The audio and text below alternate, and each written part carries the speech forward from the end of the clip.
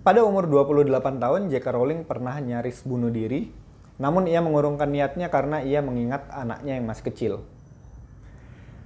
Kolonel Sanders, pendiri dari KFC, juga pernah ingin bunuh diri, namun ia mengurungkan niatnya karena ia ingin mencapai impiannya yang belum tercapai. Viktor Frankl, penulis dari buku Man Search for Meaning, yang juga merupakan penemu logoterapi, melakukan pengamatan selama 5 tahun di saat ia menjadi napi di kamp konsentrasi Nazi. Di sana dia menemukan bahwa orang-orang yang tidak memiliki tujuan atau alasan untuk hidup cenderung mengalami depresi, mudah untuk bunuh diri, dan rentan terserang penyakit. Dia mengatakan bahwa sebagai manusia kita memerlukan alasan hampir dalam berbagai hal. Nah, kalau Anda pada saat ini atau teman Anda siapapun mengalami depresi, anxiety, stres, overthinking, apapun itu, pertanyaannya sederhana. Apa yang menjadi alasan Anda untuk keluar dari kondisi saat ini? Pada saat memulai terapi mandiri saya setelah membaca buku Man Search for Meaning itu, salah satu yang sangat membantu, saya menetapkan sebuah tujuan di masa depan dan saya berjuang untuk mencapai tujuan tersebut. Jadi alasan saya untuk keluar dari depresi itu mencapai hal tersebut gitu loh. Nah, prosesnya bagaimana? Prosesnya saya menetapkan tujuan di masa depan, kemudian sambil memperbaiki diri dan mencari solusi, saya maju ke depan. Saya tahu kalau umpamanya dalam kondisi tekanan mental, itu kita seperti seorang yang terluka. Kita nggak bisa lari.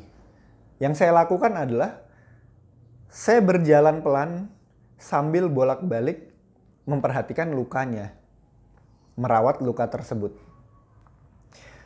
Namun yang saya lihat kebanyakan orang, itu mereka nggak punya alasan sebetulnya untuk keluar dari kondisi ini, apa mereka nggak punya. Mereka cuma seperti orang yang sakit terus nangis-nangis ngeliatin lukanya, ngomong, saya terluka, sembuhkan saya. Dan mereka nggak jelas sebetulnya setelah sembuh mau ngapain. Perlu jadi catatan ya, bahwa perasaan kita itu lahir dari tindakan kita. Bukan keadaan kita, tapi tindakan kita. Sederhananya gini, orang sedang sakit di rumah sakit, merasa nggak nyaman, terus kita tanya, pingin apa? Pingin sembuh. Pingin sembuh biar apa? Biar bisa kerja lagi, biar bisa main sama anak, biar bisa ngumpul sama temen, biar bisa jalan-jalan. Semua tindakan ini adalah yang menyebabkan dia mendapatkan kebahagiaan dan kesenangan. Bukan dia sembuh tiba-tiba bahagia. Enggak, tapi sembuh dia melakukan sesuatu untuk mendapatkan perasaan positif tersebut.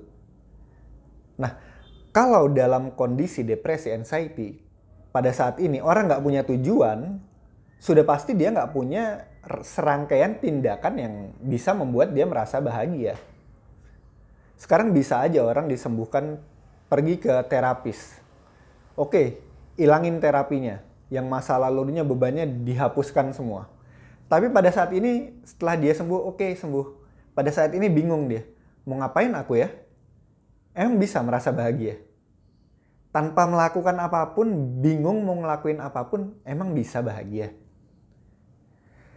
Jadi kalau umpamanya kita ingin keluar dari kondisi entah itu depresi, anxiety, overthinking, apapun itu, yang pertama harus kita buat adalah tujuan kenapa kita mau keluar dari kondisi ini. Karena tanpa tujuan yang jelas, kita tidak punya tindakan yang jelas. Tanpa tindakan yang jelas, kita tidak akan merasakan perasaan-perasaan positif yang ingin kita dapatkan. Kuncinya mulai dari tujuan, rangkai tindakannya, dan lakukan agar mendapatkan perasaan positif dan perubahan positif di dalam kehidupan. Itu kenapa ketika berdiskusi sama orang, hal yang paling sering pertama kali saya tanyakan adalah apa tujuannya.